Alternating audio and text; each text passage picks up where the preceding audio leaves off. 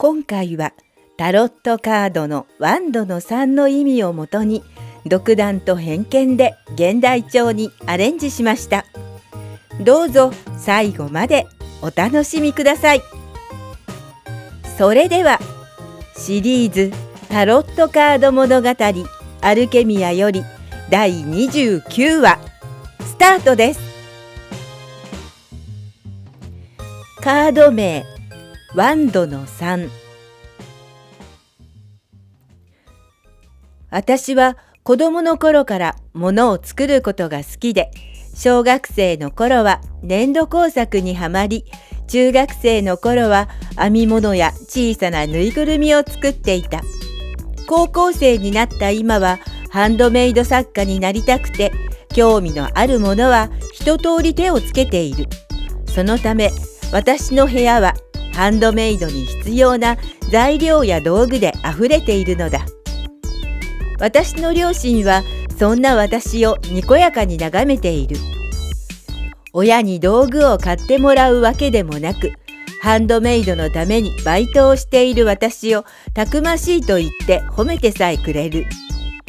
そんな父や母には誕生日や父の日、母の日だからと小物を作ってプレゼントしている。最初の頃はプレゼントしても困ったような顔をしていた両親だけど、最近は嬉しそうに携帯につけたりバッグにつけたりしてくれている。自分が作ったものが毎日使われていると思うと、それだけで幸せな気持ちになるし、次はどんなものを作ってプレゼントしようかと楽しみになる。ところで一緒に暮らしてはいないけど、私には兄がいる。子供の頃はいつも兄にくっついて歩いていたらしいが、年の離れた兄は大学を卒業するとさっさと家を出て行ってしまった。そのため兄がどんな性格でどんな顔だったのかすら覚えてはいない。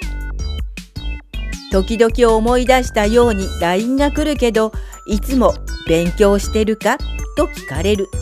私の中では兄というのは口うるさくて面倒な人という認識だ。そんな口うるさい兄も結婚して一児の父なのだから驚きだ。というか子供がかわいそうだと思う。子供ができたのだから頻繁に孫の顔を見せに来るかと思いきや、どうやらそんな気持ちはまるでないらしく、たまに赤ん坊の写真を送ってくる程度で、お盆だろうが正月だろうが兄が顔を出すことは全くない。だからおいだと言われてもおいおいって感じ。全く愛着もなければ写真を見せられても可愛いとも思えない。両親はさすがに孫だという気持ちがあるようで、写真を眺めては可愛いわねと話している。なんで愛もしない赤ん坊を可愛いと言い切れるのか、私には全くわからない。こんな感じに平和に過ごしていた日々が突然粉々に崩れることになる。それは父の死によってだった。死因は心不全。心臓が悪いなんて聞いてなかったし、事実悪かったわけではないと思う。それなのに職場で急に倒れてそのまま帰らぬ人となった。大好きだった父、優しかった父、ずっと健康でずっと生き続けると思い込んでいただけに、驚きを通り越して何も考えられなかった。母は毎日泣いて暮らしているし、どうしたらいいのか、母と二人でお先真っ暗なトンネルに押し込まれたような気がした。母と父とは大恋愛の末に結婚したらしく、本当に仲が良くて、両親が喧嘩しているところなんて見たことがなかった。それだけに父の死は母にとって考えられないほどショックだっただろう。とはいえ、まだ高校生の娘である私がいるのだから、いつまでも落ち込んでなんていられないわけだ。働かないことには生活ができないのだし、きっと復活してくれると信じていた。その信頼を裏切ることもなく、母は見事に復活。共働きだったこともあって、今までのようにはいかないまでも2人暮らしならばなんとか食べていけるだろうという感じだった。父の保険金もあっただろうしね。なんとか立ち直り、母と2人の生活もなんとなく流れるようになったある日、兄が顔を出した。出したというよりは戻ってきたというのが正解なんだけど、急に戻ってきた兄はたった一人だった。親父が死んで心もとないだろ。やっぱり家には男がいないと何かあった時に困るだろうからな。そう言ってあぐらをかいて座っている兄の姿は何とも言いようのないふてぶてしさを感じた。だから今日から俺がこの家に住んでやるから、もう安心していいからな。何が安心なのか、どこを安心したらいいのかわからない。第一、お嫁さんはどうしたのか。赤ん坊はどこへ行った？ああ、離婚したんだよ。思わず絶句。そんな簡単に言うことなのか？離婚したんだからもっと深刻な表情になるべきじゃないの？すると母が兄に言った。一体どうして離婚なんて。お互いにこれはダメだと思ったからだよ。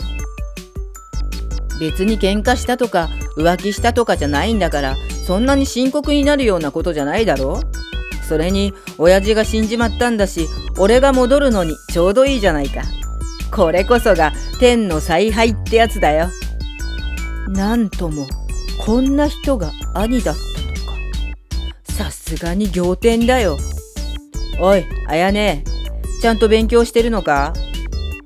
今までほとんど会ってもいないのに急に名前を呼び捨てされて、これまたびっくり。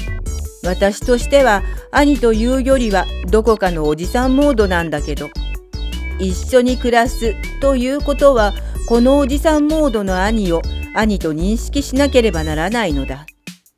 まずはそこからってことなんだけど、さすがにきついものがある。アニメなんかじゃ兄というのはかっこよくて妹思いで妹が恋焦がれるような人と相場は決まっているのに、どう見てもチャランポランのおっさんだ。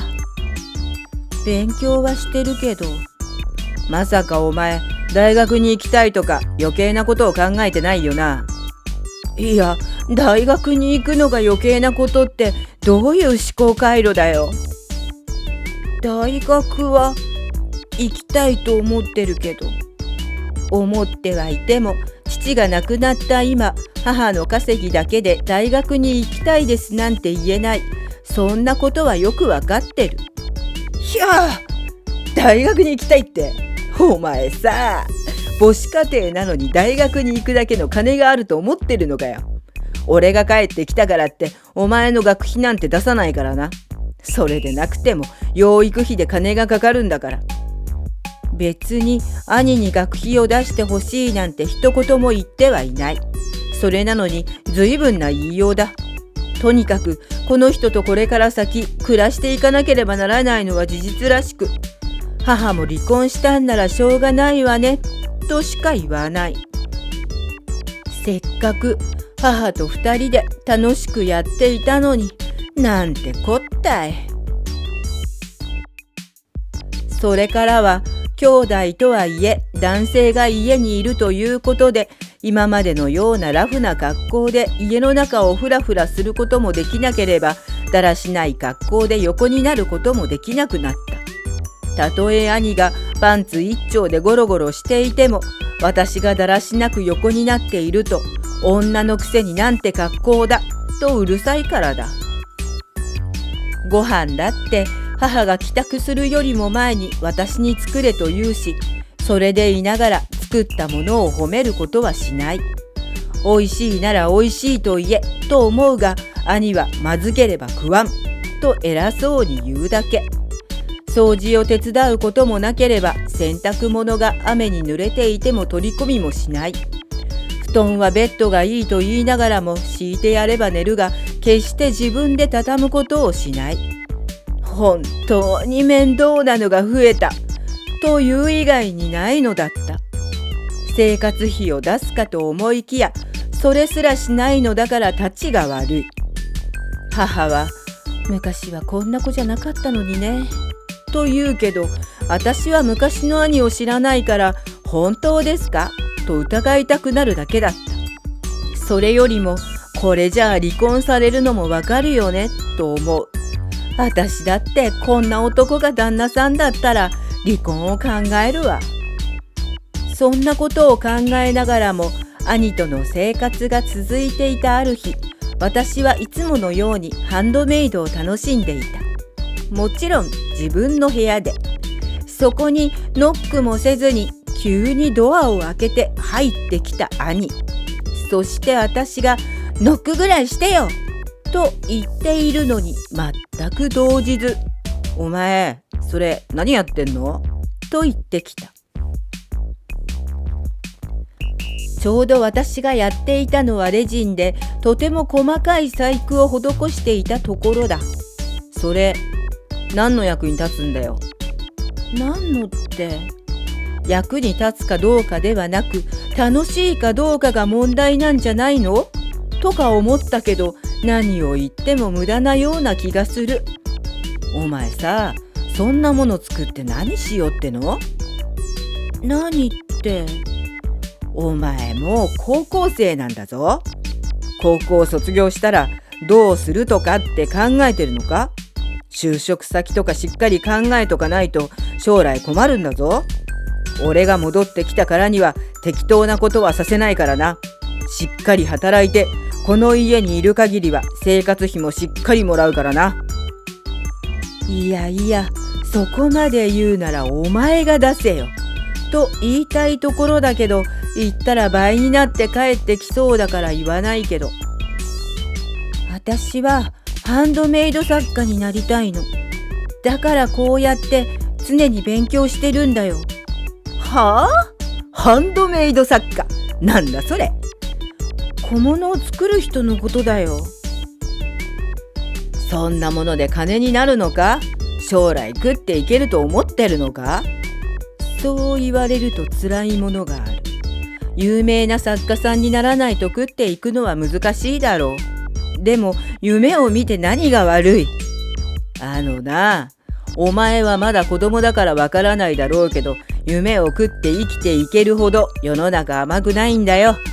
金がないと何もできないんだから、しっかり勉強してしっかり稼いで稼ぎのいい男を捕まえないとダメだろ。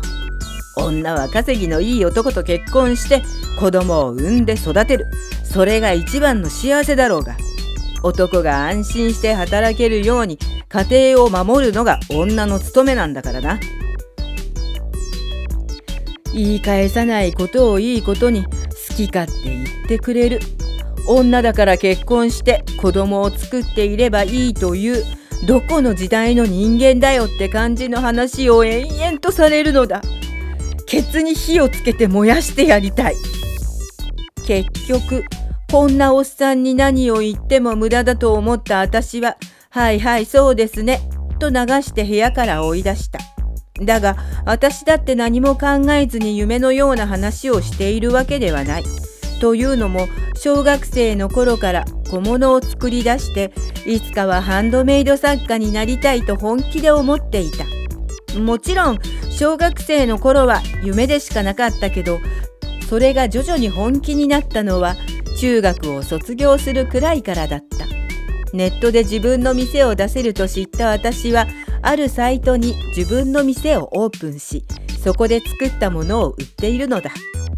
最初こそ全く売れなかったし、今思えば売れるはずもないようなものを恥ずかしくもなく並べていたなとは思う。しかし高校2年の今、それなりに売れ始めているのだ。いつかは現実社会で自分の店を持ちたいと本気で考えるようにもなっている。それなのになんであそこまでバカにされないとならないのか。いい加減にしろよとは思うけど、実際今の状況では言われても仕方がない。売れているとは言っても月に 2,3 個、多くても10個程度だ。人気作家になるなんて夢のまた夢なんだろうな。だが夢は自分でつかむものだ。そのためにはどうしても大学に行きたかった。通信でもいいから大学に行って多くのことを学びたいと痛切に思っていた。しかし思うだけで現実はそうはいかないのもよくわかっている。母の給料で大学は無理だし、兄に大学の費用を出してほしいなんて言っても母以上に無理だろう。私の人生の先行投資なのだからと言ったところでバカのように笑われて終わるのが関の山だ。それでも働きながらでも夢を追いかけることもできる。兄に頭を押さえつけられて黙っているばかりじゃしょうがないじゃないか。やれることをやろう。それからの私はさらにハンドメイドに力を注ぐことにした。しかし相変わらず抜き打ちのように部屋に押しかけてくる兄に何度も罵倒され、無駄なことをするなと言われ続け、徐々に気力を失い出していた。まるで翼をもがれていくような、羽をむしられていくような嫌な感じだ。兄がいたらこのままでは私は夢を失ってしまう。ならば高校卒業したら家を出ようかとも考えるが、そんなことをしたら兄と母の2人暮らしになる。兄は家にお金を入れないから実質母がおっさん年齢の兄を養うことになる。そんなことは何があってもさせたくはない。私はどうしたらいいのかと悩みを抱えることとなった。そんなある日、またしても急な話が浮上した。俺さ、転勤になったからさ。あっけらかんと話す兄。あら、どこに？台所で水仕事をしていた母が兄に向き直った。母のそばで食器を拭いていた私も兄を見た。母は純粋にどこにと聞いたのだろうけど、私はこれは天からのプレゼントと叫びたい気持ちで兄を見たような気がする。飽きた。兄はビールを飲みながらそれだけ言った。飽きたならば通勤ということはない。いや、この人なら通勤も辞さないかもしれない。そう思った私は兄に聞いた。まさか通勤しようなんてことは？はあ？お前バカなの？秋田まで通勤するバカどこにいるんだよ。そんなんだから俺はお前が心配なんだよ。心配してもらう必要はまるでないんだけど。いいか？お前はバカなんだから、どんなに頑張っても男と同じに稼ぐことなんてできないんだ。高校を卒業したらしっかり働いていい男がお前に捕まるかどうかは疑問だが、まあ、それなりの男を捕まえろよ。相変わらず失礼なやつだ。自分こそ再婚を考えたらどうなんだよと思ったけど、女性がかわいそうだから再婚はしないでほしいかな。こんな調子で最後の最後まで妹である私をバカにしながら家から出て行った。これで好きなようにできると思うと、私はすべての羽をもがれる前に別居できたことを神の采配だと信じたくなった。さて、兄が出て行って半年後、私は希望の大学に合格した。あれほど悩んだ大学だけど、どうしても行きたいと思い、将来への投資として受験したのだったが、本当に受かるなんて思ってもいなかった。そこで兄に罵倒される覚悟で連絡してみた。お兄ちゃん、そっちはどう？どうって寒いよな。さすがは秋田だ。そう、投資しないようにね。投資なんかするかよ。相変わらずバカだな。そのバカな妹が大学に合格しちゃいました。はあ？大学ってお前、学費はどうするつもりなんだよ。親父もいないのにどうやって学費を払うつもりなんだ？まさか母さんの金を目当てにしてるんじゃないだろうな。大丈夫だよ。だってお兄ちゃんがバカにしていたハンドメイドが結構売れてるからね。その通り。兄にバカにされたことが起爆剤となり、あれから私は必死になった。いつか見返してやるという気持ちが私を突き動かしたのだ。おかげで最高でも月に10個売れればいいという程度だったのが、どんどん売り上げを伸ばし、私の銀行口座は学生とは思えないほど潤っているのだ。またバカなことを言ってる。あんなものが売れるはずがないだろう。子供のお遊びに金を払うやつなんているかよ。そこで私は通帳を写メると兄に送りつけた。なんだよこの数字。どこの画像を拾ってきたんだよ。私の通帳だよ。ほら、口座名義は私でしょ。だから大学の学費くらいなんてことないんだよ。安心してね。てかさ、お兄ちゃんより稼いじゃってるんじゃない？私。お前。そうそう。大学はね、経済学部にしたんだ。将来への先行投資ね。大学を卒業したら現実社会で店を開こうと思って。やっぱりネットで店を出してるだけじゃつまらないからさ。お兄ちゃんよりも稼いじゃってごめんね。女のくせにと言われても、努力が実を結んだだけのことだ。女をバカにし、妹をバカにしてばかりいたおっさんに何を言われようと痛くも痒くもない。ざまあ見ろと言いたいところだ。そんなにあるんなら、俺に少し融通してくれないか。何を言い出すんだろうね。今まで高飛車だった人が、私はおかしくて仕方がなかった。この爽快感をどうやったら兄に伝えることができるんだろう。はあ？バカじゃないの？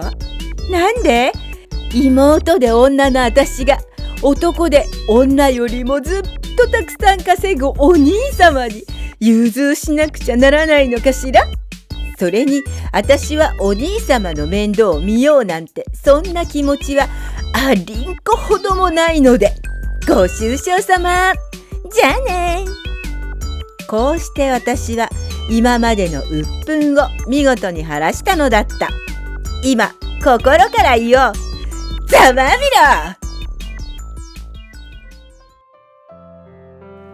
ろ。いかがでしたでしょうか。このカードは実り多き冒険を暗示しています。また前進を妨げていた問題が解消されたり、自由な翼を取り戻すことを暗示しています。面白かったと思ったらチャンネル登録とグッドボタンをお願いします。それでは次のお話でお会いしましょう。